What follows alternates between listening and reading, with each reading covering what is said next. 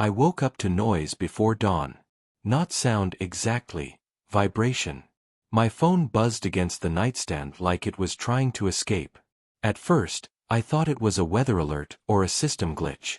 But when I picked it up, the screen lit my face in the dark, a flood of notifications, hundreds of them, layered over one another like frantic whispers.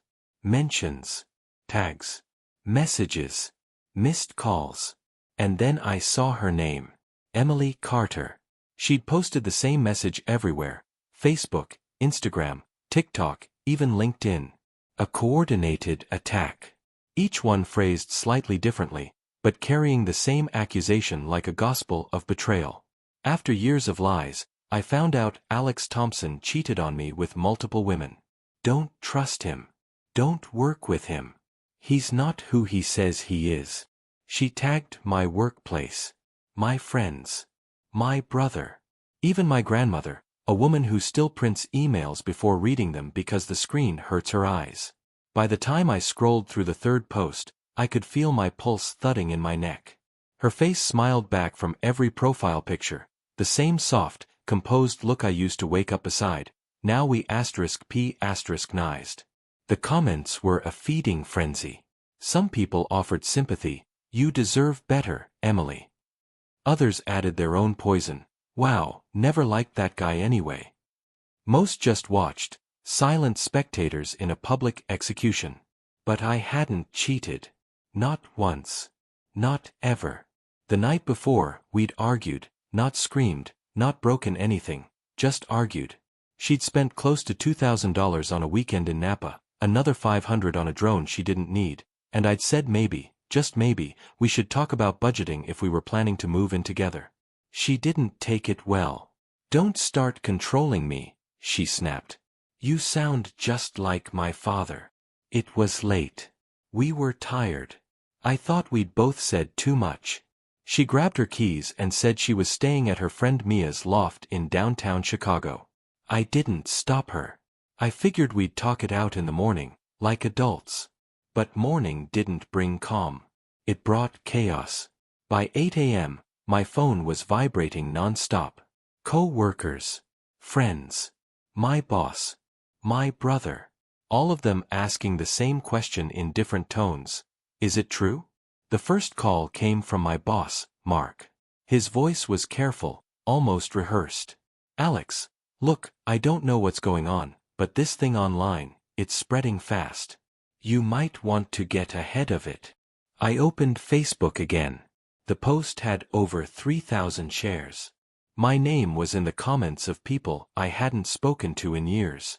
One of them wrote, I met him once at a bar in River North. Seemed like the type. Another said, this tracks. He always had that fake nice guy vibe. It was astonishing how quickly the world could turn you into a villain just because someone told them to. My brother texted next, dude, what the hell is this? Then my mother.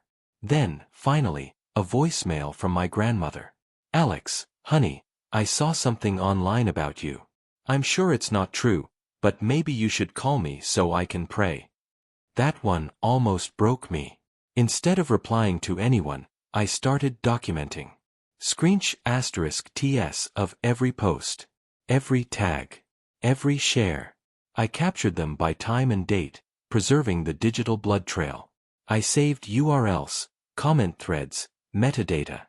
If she thought she could burn me with lies, I would make sure every spark was recorded. My apartment felt small and airless as I worked. I kept the blinds closed. Every vibration from my phone made me flinch. The air smelled like coffee and fear. Around 10, I opened my laptop and started organizing the evidence into folders, one for each platform. Facebook/Instagram/TikTok/Twitter. I labeled them with timestamps and cross-references. Somewhere between the second and third hour, I stopped shaking. The panic hardened into focus. By noon, I called Chris. He answered on the second ring. Alex, you sound like someone just set you on fire. Close, I said. My voice didn't sound like mine. Emily went nuclear.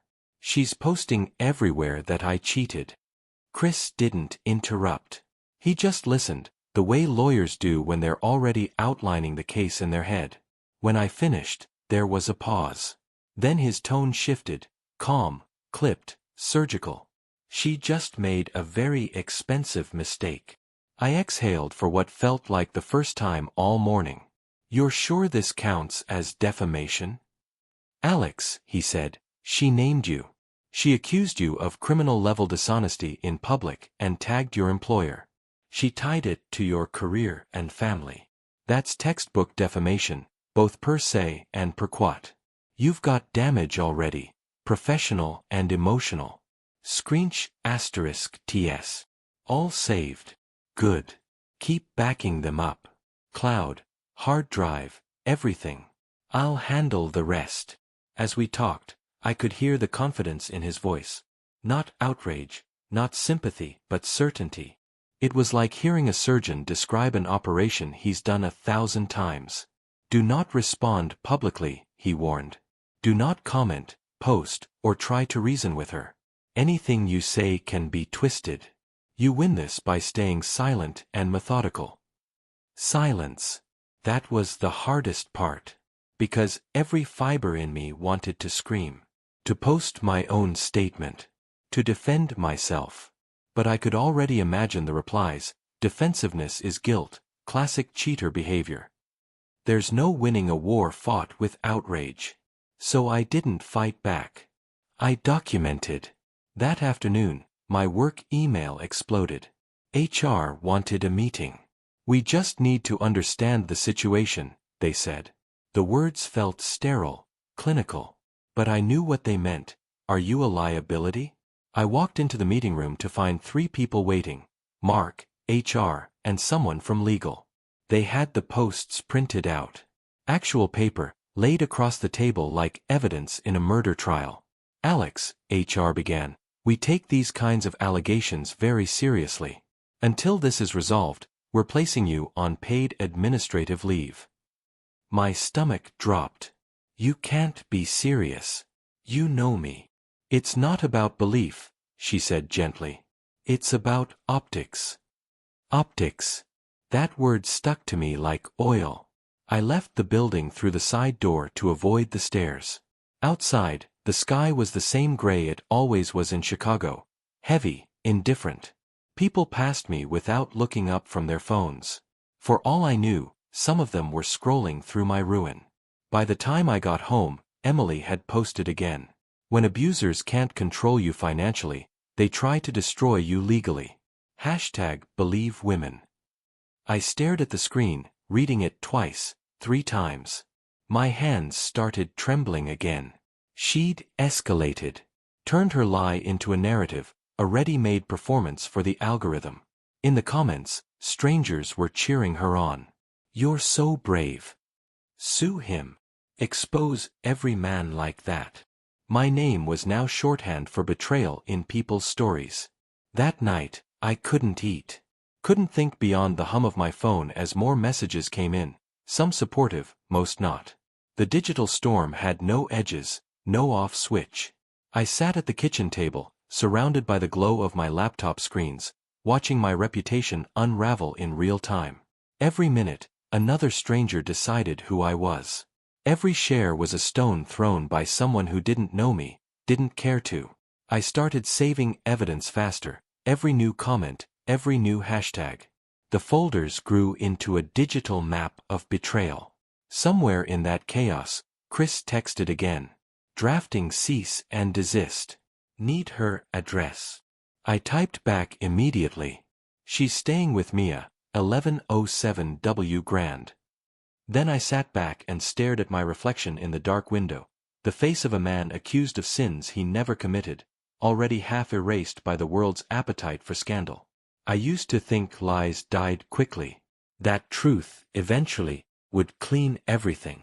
But that night, watching my phone buzz under the glow of falsehood, I realized something worse. Lies don't die. They multiply. And sometimes, they wear the face you once kissed goodnight. By noon the next day, Chris had already filed the paperwork. The man moved like a machine, precise, cold, relentless. By evening, The cease and desist letters were out, along with the first draft of a defamation suit for $250,000 in damages. He sent me a copy of the filing. Seeing my name printed beside plaintiff felt strange, like looking at my own life through glass. I should have felt relief. Instead, I felt hollow. The kind of emptiness that hums in the chest after a long scream. Emily didn't go quiet. She doubled down. Within hours of being served, she posted again, not an apology, but another accusation. A picture of her tear-streaked face, captioned, "When abusers try to silence you with lawsuits. I won't stop telling my truth." Thousands of hearts. Thousands of comments. The algorithm loved her pain. And I watched as my own destruction became content.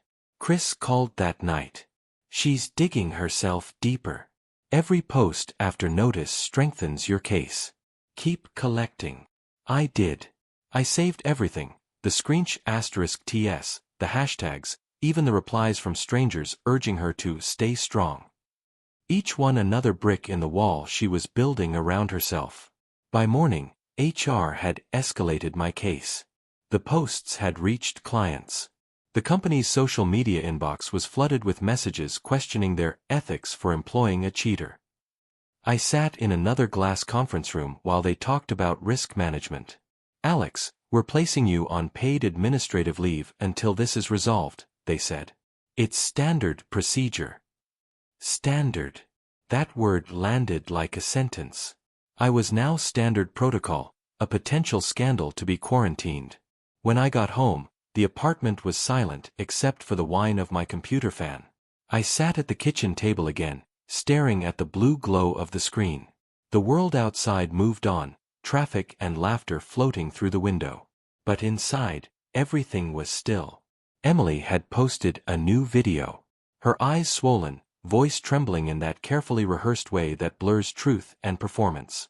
"I can't believe someone I trusted would use money and power to silence me.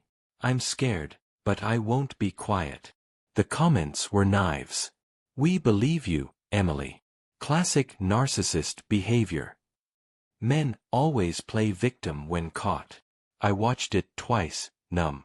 Every lie she told was a step further away from the woman I'd loved, or maybe the woman I thought she was. That night, Chris called again. "It's already gone to the press. Small local blogs, gossip pages. They'll bite anything that bleeds."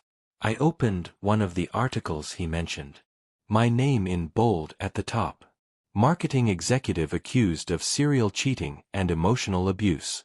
A photo of me cropped from a conference event, smiling, arm raised mid-gesture. Below it, paragraphs repeating her claims, wrapped in the language of concern, allegedly. Sources say. There was no mention that it was unverified. No mention that it might be a lie. Just the story, her version, amplified. Chris said, "We'll file for an injunction next. You'll get discovery soon. Once we have her texts and messages, the truth will come out." I wanted to believe him. But the truth moves slower than outrage. Over the next few days, my phone barely left my hand. Every time it buzzed, my pulse spiked. Friends texted cautiously, colleagues avoided me. My brother stopped calling. Even my mother's messages shrank into single lines. "Thinking of you. Hope this ends soon." Meanwhile, Emily turned her social feeds into a diary of victimhood. She posted selfies with captions about healing, quotes about toxic men, even pictures of wine glasses and sunsets tagged #FreedomAfterAbuse. And people applauded her. They shared her words, commented hearts, tagged friends. She wasn't losing followers, she was gaining them. The lie was building her a career. I started to see how modern justice worked, not in courtrooms, but in comment sections. On the fourth day, Chris invited me to his office downtown, a narrow space lined with case files and the smell of burnt coffee. He slid a folder across the desk. "She's been served officially. We've also filed a temporary restraining order. If she keeps posting, it becomes contempt."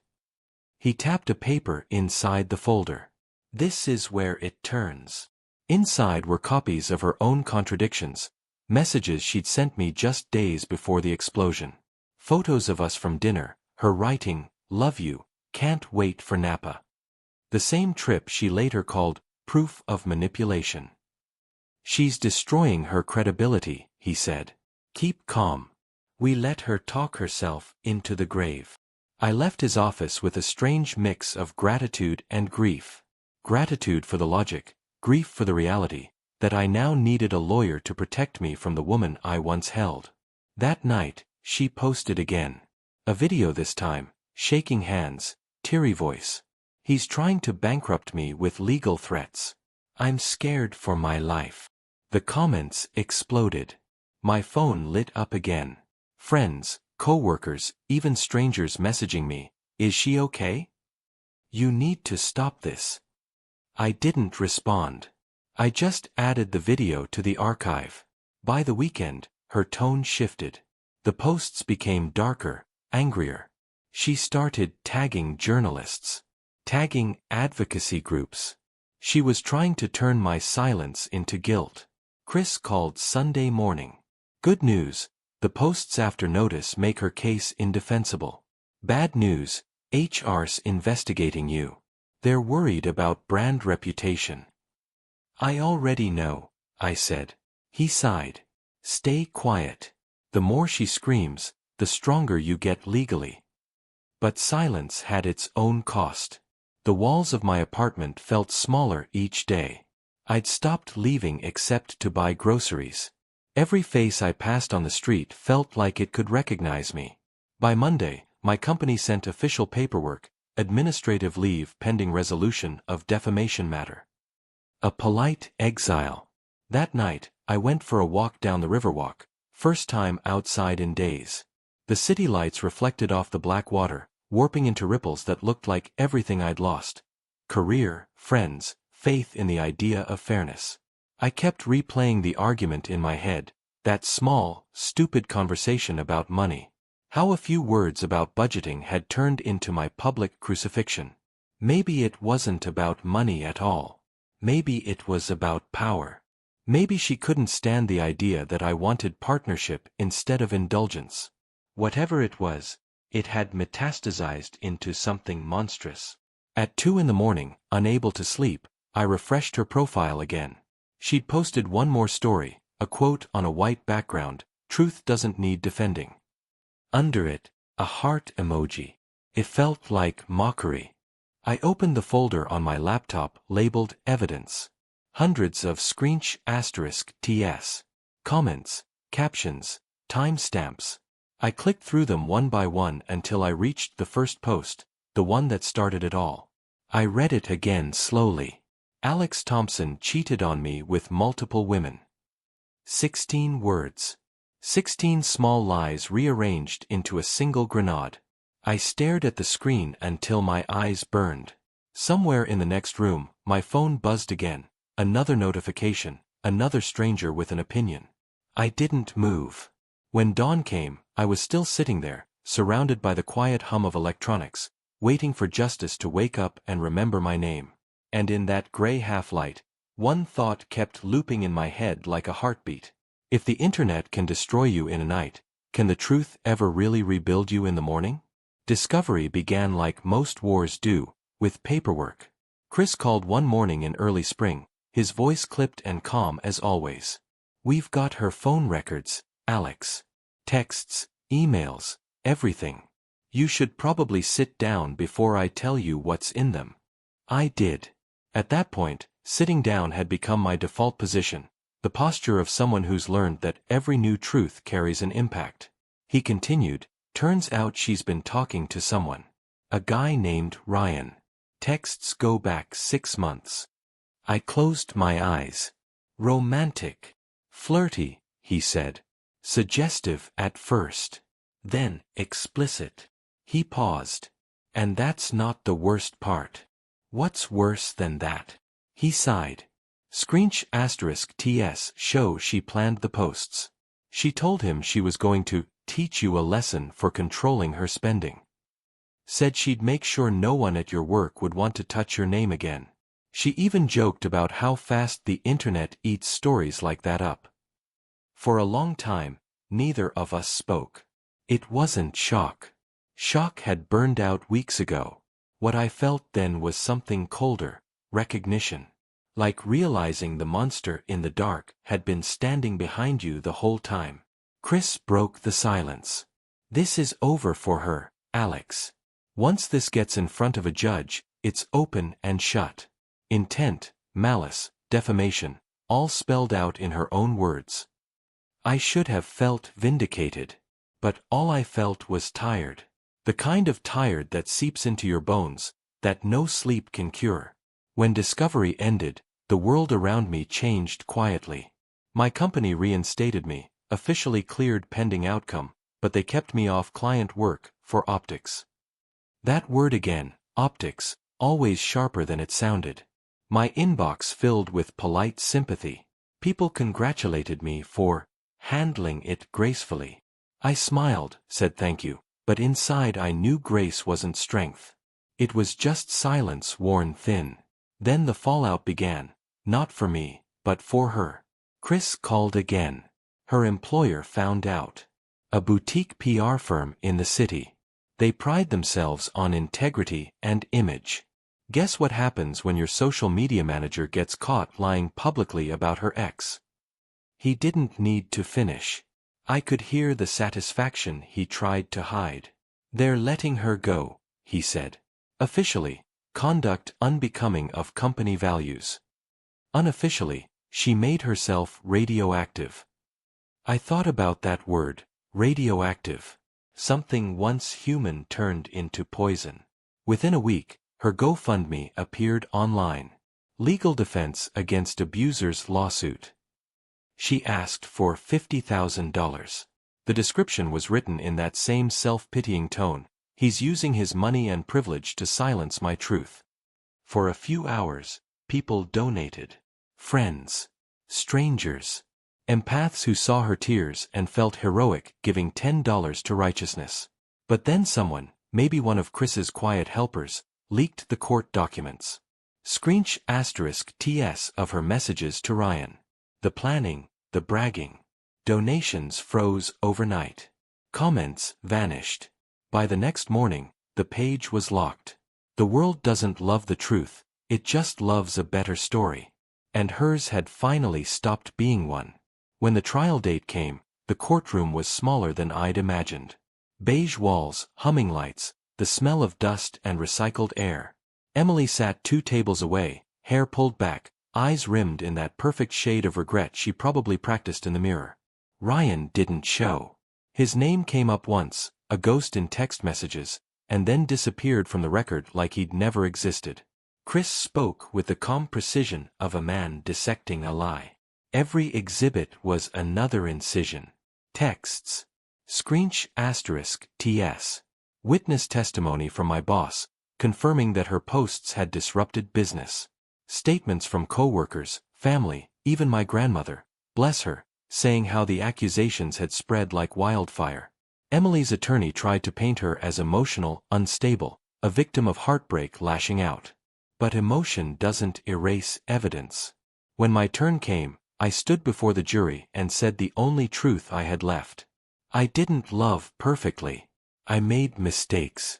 But I never cheated. I never lied. I worked hard, paid bills, planned a future, and one morning I woke up to find my life turned into a hashtag. All because I asked for honesty about money. She didn't destroy me by accident. She wrote it out, step by step. I saw a few jurors glance at her then, saw their eyes harden. That was the moment the tide turned. Over the next 2 days, her narrative collapsed. She cried on the stand, said she felt neglected, said her intuition told her something was wrong. But intuition isn't evidence. And every time she spoke, Chris countered with her own words from the messages. When the verdict came, it was quiet. Guilty of defamation. Full damages awarded, $200,000 compensatory, $100,000 punitive, plus all legal fees. The judge's voice was flat, almost bored, as if she'd seen this tragedy too many times before. Emily didn't look at me. She just stared at the table, motionless, as the numbers echoed through the courtroom. I wanted to feel triumph. Instead, I felt pity. Not for her, but for the ghost of who she used to be. Outside, reporters waited. Small-time outlets, local papers hungry for scandal. They wanted statements. "How does it feel to win?" one asked. I said, "It doesn't feel like winning. It feels like surviving." That night, I walked home alone. The city glowed around me, neon and concrete, alive and indifferent. Somewhere out there, Emily was probably packing boxes, calling her parents, planning how to explain a ruined career. A week later, Chris called again. "She filed for bankruptcy," he said. "Can't pay the damages. Court will liquidate her assets. It's over. Over." But the word didn't bring peace. It just left a hollow space where the noise used to be.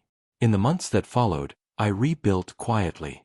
Work returned, cautiously at first, then steadily. Friends stopped whispering. My brother started texting again. Even my grandmother called one afternoon, voice bright. "I told you, honey, truth always wins." I wanted to believe her. But truth doesn't win. It just endures. Emily disappeared from social media. Her accounts went private, her name fading from searches. I heard she moved back in with her parents, somewhere in Michigan. Every so often, her name still appeared in my notifications, someone tagging an old post, a digital echo that refused to die. Sometimes I'd hover over her profile, finger lingering above block, then move away. She wasn't worth another action. The last message I got from her came months later. A single email, no subject line. "I didn't think it would go that far.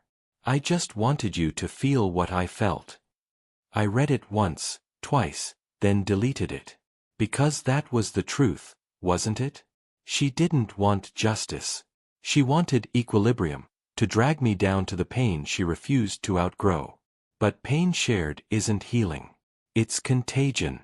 When I finally closed the laptop, the apartment felt different. Quiet, but not lonely. The kind of quiet that belongs to someone who has nothing left to defend.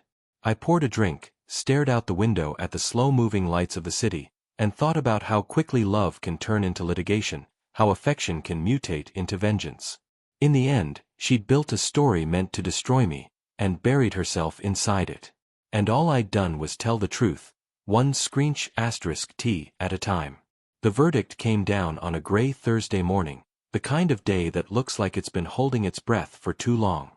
I remember the way the fluorescent lights flickered in the courtroom, the sound of shuffling papers, the judge's voice, steady, rehearsed, final. The jury finds in favor of the plaintiff, Alex Thompson, in the amount of $300,000 in total damages, plus all legal fees. Those words didn't echo like victory. They landed softly, almost weightless. I didn't cheer. Didn't smile. Just nodded once, as if acknowledging a fact rather than a triumph. Across the aisle, Emily sat frozen. Her hands were folded tightly in her lap, knuckles white, eyes vacant. She looked smaller than I remembered, like the air had been drained out of her. For months she had performed rage for an audience. Now, stripped of it, she was just a person staring at the consequences. Her lawyer leaned in, whispering something. She nodded mechanically, stood, and left the courtroom without looking at me. The door closed behind her, soft but final.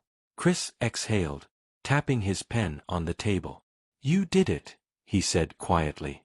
"No," I replied. "You did." He smiled faintly. "You'd be surprised how rare it is for people to stay calm through something like this. Most self-destruct before justice arrives." Maybe he was right.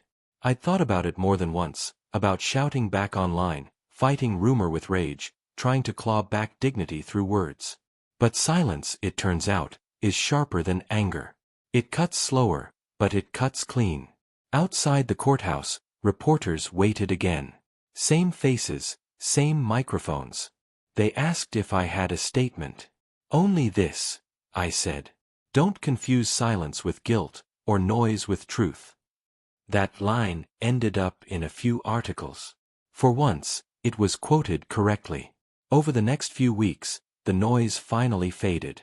The lawsuit became old news, replaced by newer scandals, fresher tragedies. The world moved on, as it always does. My company reinstated me fully. HR sent a polite email saying they appreciated my professionalism during a difficult time. My coworkers avoided eye contact for a while, uncertain how to treat me, like I was both victim and ghost. Eventually, the awkwardness dissolved into routine. I was just Alex again. But something in me had shifted permanently. I started noticing the small details of silence, how peace feels heavier when you fought for it, how the absence of noise can sound like grace. 6 months passed. I didn't hear from Emily again until the bankruptcy filing went public. Her assets were gone, the condo she'd rented, her car, even the furniture she'd posted about so proudly in the early days. Her PR career had evaporated. No agency wanted the liability of hiring a woman whose name was now synonymous with deceit. Someone told me she'd moved back to Michigan, living with her parents. I didn't ask who. I didn't care enough to verify. When Chris called to finalize the financial paperwork, he asked if I wanted to pursue wage garnishment. No, I said. There's nothing left to take. He paused. You're letting her walk? I'm letting her sink, I said. Some debts collect themselves. After that, I tried to rebuild my life in quiet ways. I started running again, early mornings by the river when the city still slept. The sound of my own breath became the only proof that I was still here, still moving. I stopped checking social media altogether. My accounts sat dormant, gathering digital dust. I didn't delete them. I just let them die naturally, the way a body does when the pulse stops. Every once in a while, someone from the past would reach out. Old friends who'd believed the rumors wanted to apologize. They'd write long messages explaining how they'd been caught up in the moment, how it seemed real at the time. I replied to none of them. Some mistakes don't deserve forgiveness, they deserve distance. But not everyone vanished. My brother started calling again, Sunday mornings, the way he used to. We didn't talk about the case, or Emily, or the months I spent half alive inside that digital firestorm. We talked about normal things: football, mom's garden, the smell of summer rain. Those conversations felt like proof that ordinary life could still exist beyond ruin. I saw my grandmother too. She hugged me with those small, fragile arms and said, "See? The truth always comes out." I didn't have the heart to tell her the truth doesn't come out, it has to be dragged, kicking, into the light. One night, about a year after the verdict, I dreamed of her again, Emily. In the dream, she was sitting on the floor of our old apartment, surrounded by shards of glass. The windows were gone, the city outside gray and endless. She was crying, not loud, but small, like someone who'd finally learned that attention doesn't equal love. When I woke, I didn't feel hate. Just an old, familiar sadness. The kind that visits after forgiveness but before forgetting. I never heard from her again, but sometimes her name still drifts through the corners of my mind, carried by memory like smoke. I don't chase it away. I just let it fade. Because this story was never about revenge. It was about boundaries. The internet calls it cancel culture, as if it's a storm that passes through and leaves no survivors. But it's more like erosion, slow, constant, invisible until the foundation collapses. One lie, repeated often enough, becomes a truth that reality has to disprove piece by piece. And disproving it doesn't rebuild what's already been washed away. Still, I learned. I learned that when chaos hits, don't respond with noise, respond with evidence. Don't fight a mob, document it. Don't argue online, build your case offline. The court of public opinion doesn't care about truth. The court of law still does.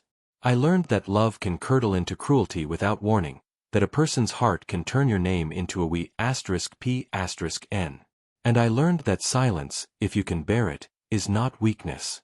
It's strategy. In the end, I didn't just win a lawsuit. I reclaimed the one thing she couldn't touch, my name. Now, when people look me up, the first search result isn't her accusation. It's the judgment against her. It reads like a record of balance restored. Sometimes, late at night, I scroll through the old evidence folder before I archive it for good. Each screensh *T, each timestamp, each hateful comment is a relic of a life that almost ended. Not physically, but socially, professionally, reputationally. Then I close the laptop, pour a drink, and look out at the city. The lights shimmer like small promises, each one fragile and temporary. I think about how easily truth can drown in noise, and how hard it is to bring it back to the surface. People still say, justice was served. I nod, but inside, I know justice isn't something that serves. It's something you chase until your legs give out, until all that's left is the stubborn belief that the truth still matters. And maybe it does. Maybe that's enough. Emily tried to end me with 16 words typed in anger. She wanted me erased, humiliated, reduced to rumor. But I'm still here. Still standing. Still me. The rest is silence. And for once, it's finally mine.